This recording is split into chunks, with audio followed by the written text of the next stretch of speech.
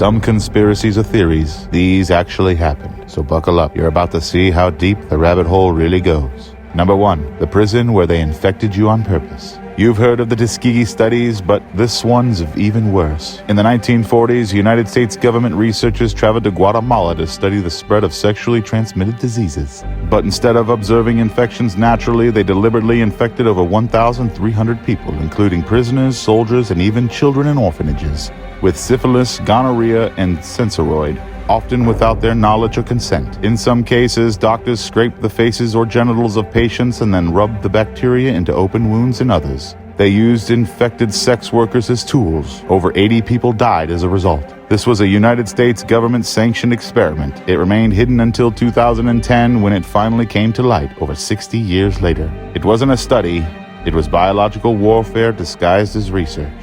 Number 2, the CIA's secret mind control farm. You've probably heard whispers about MKUltra, the CIA's top-secret LSD mind control program, but few know about Sub-Project 68, carried out by the Allen Memorial Institute in Montreal by Dr. Ewan Cameron. Here, under CIA funding, patients including children and trauma survivors were subject to psychic driving, drug-induced comas for weeks, massive electroshock therapy far beyond therapeutic levels, tape recordings repeated thousands of times to wipe and rebuild personalities, their minds scrubbed, their pasts deleted, their lives shattered. They weren't spies or volunteers, they were civilians. Many had only come in for things like anxiety or postpartum depression and left unable to remember their own names. They weren't breaking minds to rebuild them, they were breaking them just to see if they could. Number 3, the babies who vanished. From the 1940s into the 1970s and beyond, thousands of unmarried women gave birth, only to be told that their babies died during or shortly after delivery. But in many of these cases, these babies were alive. Doctors, religious institutions, and government agencies stole them, forging death certificates and intimidating the mothers, and funneling the funneled babies into illegal or coerced adoptions. In the United States, it was known as the baby scoop era. In Spain, the Niños Robados scandal lasted well into the 90s. Even after Franco's dictatorship ended, and in Australia, a national apology was issued in 2013 after an inquiry confirmed that practice of forced adoptions.